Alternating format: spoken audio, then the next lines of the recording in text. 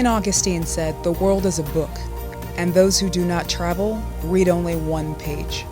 Don't get me wrong, I love Atlanta, but the world is a mighty big place. Hi veggie enthusiasts, I am headed into the Egyptian Museum and I'm super excited. First of all, it took me like an hour to get here. Not only did I have to actually get here, and I took an Uber, but also I had to cross the street. He dropped me off on the wrong side of the street. And Egyptian drivers are crazy. Like, if you think Atlanta is bad, oh my God, it's so bad here.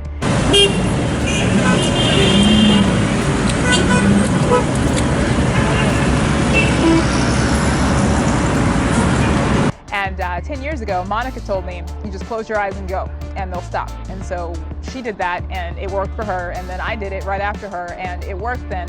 But apparently it doesn't work anymore because Russ said there have been a lot of pedestrian deaths lately, so they don't even stop for you when you walk with conviction. So I had to wait for what I thought was an opportune moment, and it finally appeared, and it was a good 30 minutes of waiting. But anyway, I'm finally here. I need to get a ticket and get inside.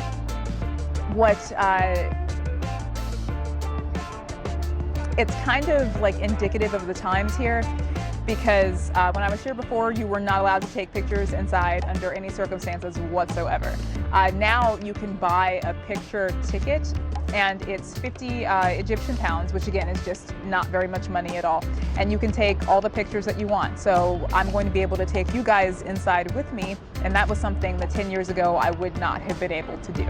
So anyway, let's get started.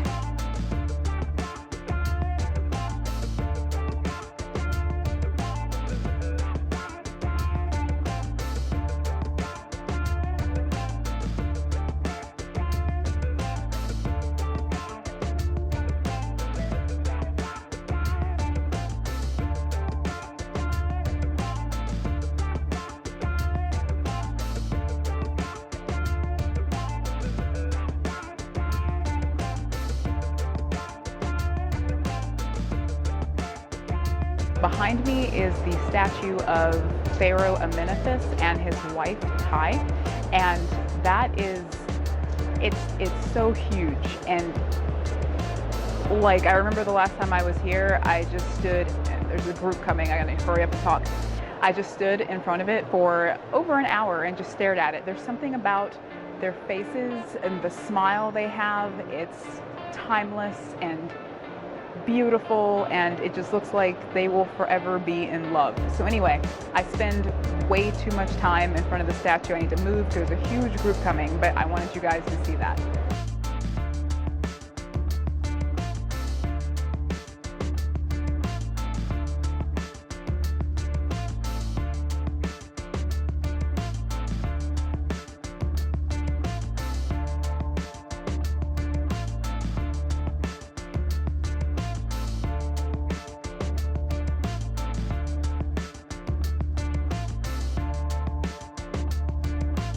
Behind me is a granite statue of Pharaoh Tutmosis III, and I want you to look particularly at his stomach. This was how pharaohs liked to depict themselves, as very manly. You've got a six-pack going on there. In the next room, I'm going to show you guys something a little bit different, and why different is really cool. Okay, this is awesome. I'm standing in front of the statue of Amenhotep IV, who's also known as Akhenaten, and he is one of the coolest pharaohs because he depicted himself as a she. If you look at his stomach there, pharaohs tended to depict themselves like as really manly, like with a six-pack. He's got like a belly on him, like that's some girl kind of stuff. He wanted himself to be seen as the mother of Egypt. He also turned Egyptian religion upside down by focusing the worship away from multiple gods and onto one god, the god Aten, which is where he gets his nickname Akhenaten. So anyway, one of the coolest pharaohs ever.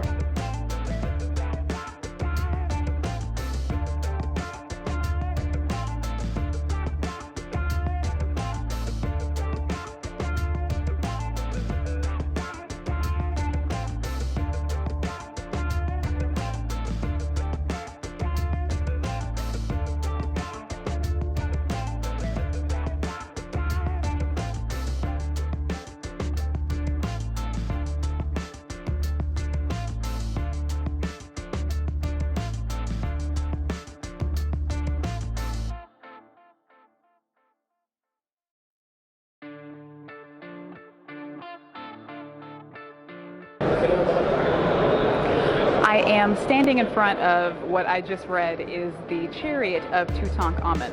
Tutankhamun is also King Tut. And as you probably know, there's been a lot of speculation about how he died and if he was killed. It's really cool that I'm looking at his chariot because I just read an article not too long ago that said that his injuries from his death after examining his body seem to be consistent with a chariot accident. So anyway, it's really cool that it's called the chariot of Tutankhamun.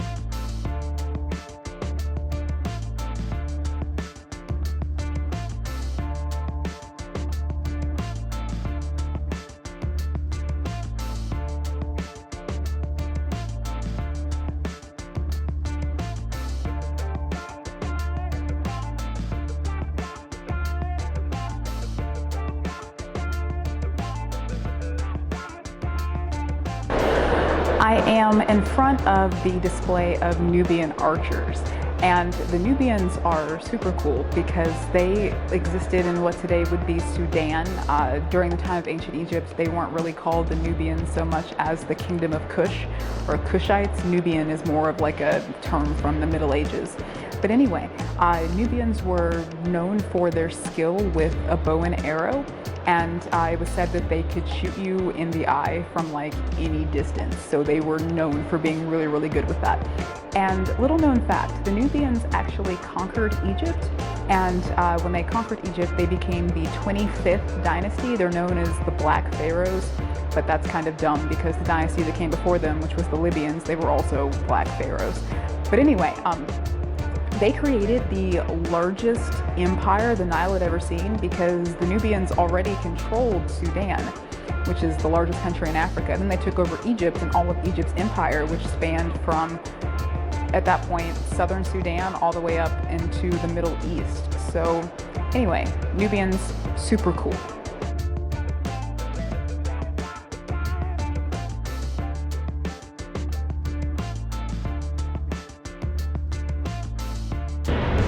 Hey guys, I'm leaving the Egyptian Museum and I am starving, so I'm going to try to find some food and something that's vegan and tasty, and hopefully that won't be too hard.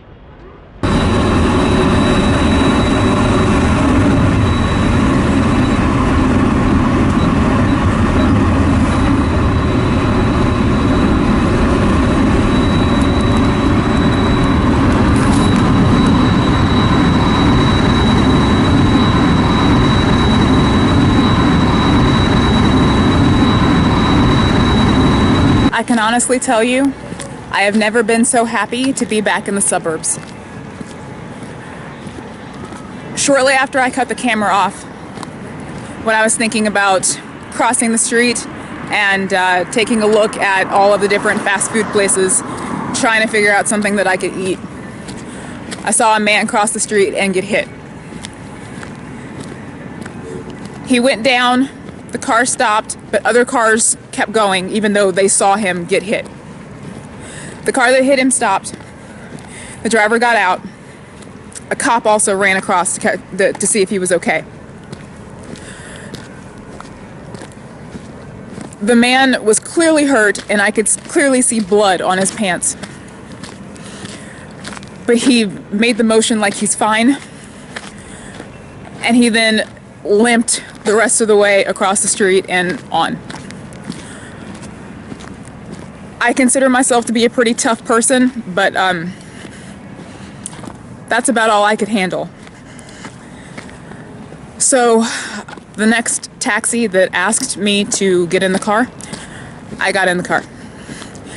And he brought me back out to the suburbs. And he drives like he means business.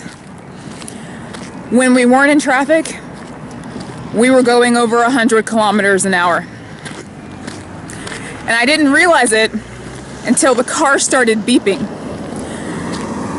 The taxi, the man's car let him know by beeping every time that he went over 100 kilometers per hour. And it was practically constantly beeping. So I have never been more happy to be back out in the suburbs where it's quiet. I still haven't had anything to eat. I'll probably be hungry in about 30 minutes or so. I think I lost my appetite after I saw what happened to the man. And just knowing that he was really hurt, but more than likely he can't afford medical treatment. So anyway, I'm headed back to Russ's at this point, and I'll see if he wants to get some food. So I have been upstairs, and I had dinner with Russ. Basically, it was the best dinner ever because I was starving. It was just soup. He'd already eaten, and we didn't really want to go anywhere. So I had just a tomato and vegetable-y soup, and it was delicious because I was really, really hungry. And I told him what happened, and it was good for me to talk to somebody about what I saw. And he also told me some stuff about his day, and that's like why he's not with me, because he's working. So I don't want you to feel like Russ has in any way abandoned me. And in fact, I've really had royal treatment on this trip because of Russ. Let's just for a second talk about where I'm staying. There's like a freaking waterfall right over there on the entrance in, and when you go in, there are security guards, so it's like super safe. And then he's up on the 3rd floor in like a penthouse, which when you go in, like immediately you see the kitchen on the side. And then there's like a huge open space, and it's very well, it's got like windows, so it's like got a lot of natural light coming in there. At least it does during the daytime, to the point where the power actually went off earlier today, but because it was so bright in there, I didn't even realize it because of all the natural light. So anyway, my bedroom is in the back. There are 2 twin beds in there. And that's fine for me because it's really all I need is just a bed to sleep on, and I'm good to go. There are 2 bathrooms. One's a half bath, the other one's a full bath. So I pretty much just use the half bath unless I'm taking a shower and need the full bath. But anyway, it's just a gorgeous apartment. I also got really great treatment when I landed because there was somebody there to meet me, to help me to get a visa.